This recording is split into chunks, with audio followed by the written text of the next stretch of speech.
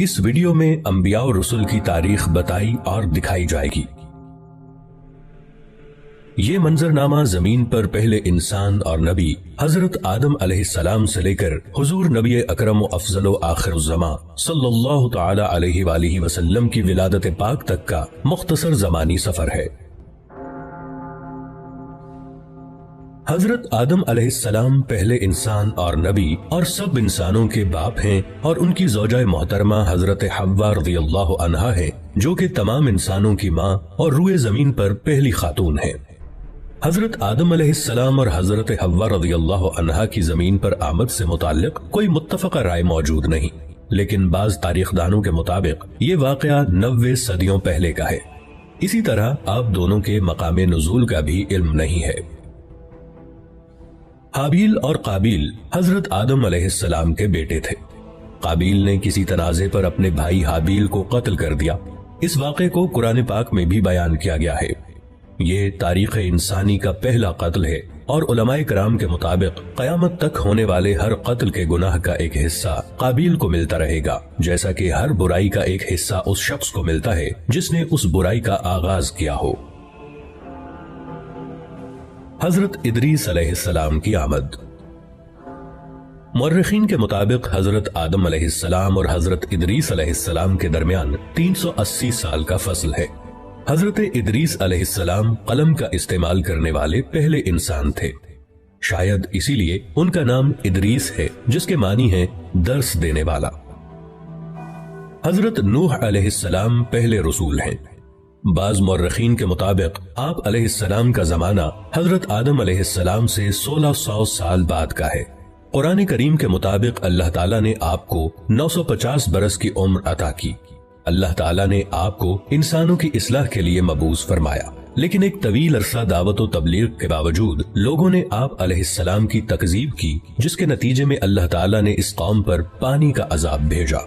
गालिबन ये पहला अजाब है जो जमीन पर अल्लाह पाक की तरफ से भेजा गया, जिससे उस वक्त तक के सारे इंसान मारे गए, सिवाय उनके जो आप अलैहिस्सलाम पर ईमान ला चुके थे और आप अलैहिस्सलाम के साथ उस कश्ती में सवार थे जो आपने अल्लाह ताला के हुक्म और मदद से तैयार की थी। लेकिन ये चंद ही लोग थे।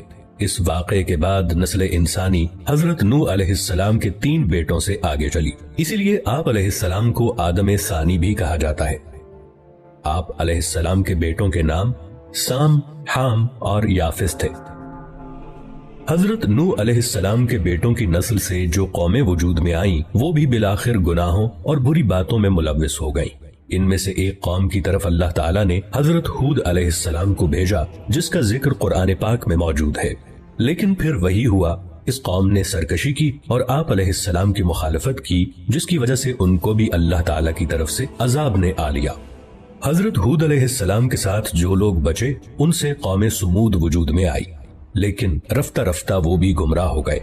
तो अल्लाह ताला ने हजरत सालेह अलैहिस्सलाम को उनकी तरफ नबी बनाकर भेजा, लेकिन अपने से पहलों की तरह उन्होंने भी अपने नबी का इनकार किया और मुतालबा किया कि अगर आप अल्लाह के नबी हैं तो कोई मौजज़ा दिखाएं। आप अलैहिस्सलाम ने अल्लाह से दुआ की, जिससे उनकी आंखों के सामने पहाड़ की चट्टान से एक ऊंटनी बरामद हुई। लेकिन उन्होंने इस मौजज़े को देखकर ईमान लाने की बजाय इस वाक़े को जादू कहकर रद्द कर दिया और अपनी गलती पर बज़िद रहे, तो उनको भी अजाब ने आ लिया और नीस्तो नाबूद कर दिए गए। इस दौर को क़ब्ल अज़ इब्राहीम अलैहिस्सलाम कहते हैं। इस दौर की मुस्तनद तारीख मौजूद नहीं है। हजरत इब्राहीम अलैहिस्सलाम तकरीबन 2200 क़ब्ल मसीह इराक में पैदा हुए। आप अलैहिस्सलाम को अंबिया का बाप कहा जाता है कि आप अलैहिस्सलाम की नस्ल से ही बाद के तमाम अंबिया का ज़ुहूर हुआ। आपकी कौम बुत परस्त थी और उनके सरदार का नाम नमरूद था। वो आप अलैहिस्सलाम की तौहीद की दावत व तबलीग की वजह से आप अलैहिस्सलाम का सख्त मुखालिफ था। इसी दुश्मनी के सबब उसने आपको आग में डालने का हुक्म दिया। जब आप अलैहिस्सलाम को आग में डाला गया तो वो अल्लाह के हुक्म से ठंडी हो गई और आप अलैहिस्सलाम को कोई नुकसान नहीं पहुंचा। ये वाकया कुरान पाक में मौजूद है। आप अलैहिस्सलाम की 2 बीवियां थीं, इनसे 2 बेटे पैदा हुए और वो दोनों नबी थे। हजरत हाजिरा रज़ियल्लाहु अन्हा से हजरत इस्माईल अलैहिस्सलाम और हजरत सारा रज़ियल्लाहु अन्हा से हजरत इसहाक अलैहिस्सलाम। इस दौर को बाद अज़ इब्राहीम अलैहिस्सलाम कहते हैं। اس دور کی کچھ تاریخ موجود ہے اور اسے انگلش میں پوسٹ ابراہم ایرا کہتے ہیں۔ حضرت ابراہیم علیہ السلام کے بھتیجے حضرت لوط علیہ السلام کو اللہ تعالیٰ نے ایک قوم کی طرف بھیجا جو کہ فحش کاموں میں مبتلا تھی۔ آپ علیہ السلام نے بہت چاہا کہ وہ لوگ غلط اور غلیظ کاموں سے باز آ جائیں، لیکن انہوں نے آپ علیہ السلام کی بات نہیں مانی اور وہ بھی ماضی کی قوموں کی طرح اللہ تعالیٰ کے غیظ و غضب کا شکار ہو گئے۔ حضرت اسحاق علیہ السلام اللہ کے نبی تھے، لیکن ان کے متعلق مزید تفاصیل نہیں پائی جاتی، سوائے اس بات کے کہ یہ حضرت یعقوب علیہ السلام کے والد تھے۔ حضرت اسماعیل علیہ السلام حضرت ابراہیم علیہ السلام کے بیٹے اور حضرت اسحاق علیہ السلام کے بھائی تھے۔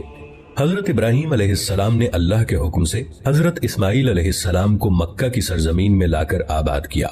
مکہ جہاں سب سے پہلے حضرت آدم علیہ السلام نے اللہ کا گھر یعنی کعبہ بنایا تھا، اب ہزاروں سال بعد اللہ تعالیٰ نے حضرت اسماعیل علیہ السلام کے ذریعے اس گھر کو دوبارہ آباد کروایا۔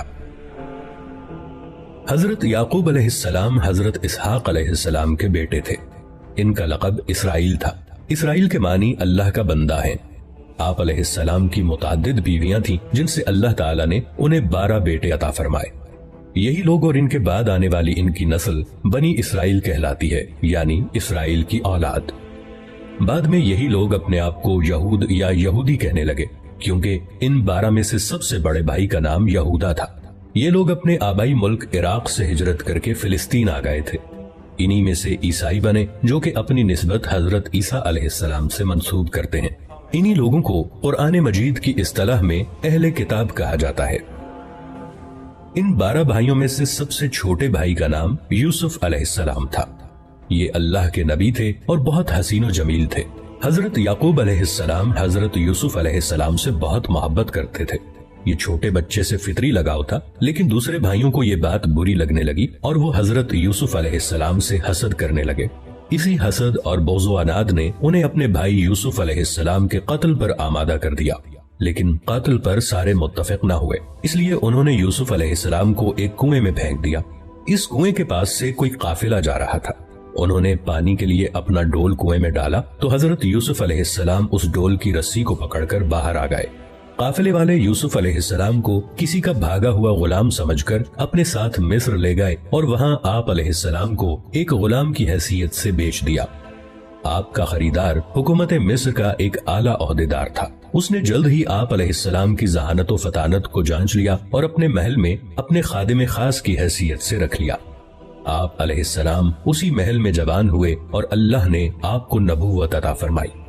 اس عہدیدار کو عزیز مصر کہا جاتا ہے۔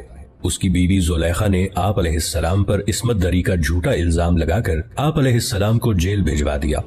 آپ علیہ السلام نے 7 سال جیل میں گزارے، لیکن جیل میں بھی دوسرے قیدیوں کی تعلیم و تربیت کرتے رہے۔ پھر مصر کے بادشاہ کو ایک خواب آیا تو اس کے مشیر نے کہا کہ وہ ایک شخص کو جانتا ہے جو کہ اس خواب کی صحیح تعبیر بتا سکتا ہے۔ آپ علیہ السلام کو جیل سے محل میں لایا گیا۔ آپ علیہ السلام نے بادشاہ کے خواب کی عقلی اور منطقی تعبیر بتا دی، جس سے وہ بہت متاثر ہوا۔ اس بادشاہ نے آپ علیہ السلام کو اپنا مشیر خاص مقرر کر لیا اور بادشاہ نے آپ علیہ السلام کی تمام داستان سنی اور آپ علیہ السلام کو کہا کہ آپ اپنے سارے خاندان کو فلسطین سے مصر لے آئیں اور یہاں سب امن و سکون سے رہیں۔ آپ علیہ السلام نے اپنے سارے کنبے بشمول والد صاحب حضرت یعقوب علیہ السلام کو اپنے پاس مصر بلوا لیا۔ آپ علیہ السلام کے بھائی اپنے کیے پر بہت نادم ہوئے اور توبہ کی۔ اس طرح بنی اسرائیل فلسطین سے مصر پہنچ گئے۔ قرآن کریم کی سورہ یوسف میں اس واقعے کا تفصیلی ذکر موجود ہے۔ تاریخی اندازوں کے مطابق بنی اسرائیل مصر میں 2 صدیوں تک رہے۔ اس عرصے میں ان 12 بھائیوں کی نسل لاکھوں کی تعداد کو پہنچ گئی، لیکن پھر مصر میں بادشاہت تبدیل ہو گئی۔ نئی حکومت نے ان سے مراد چھین لی اور انہیں اپنا غلام بنا لیا۔ یہ بنی اسرائیل کی قید یعنی کیپٹیوٹی کا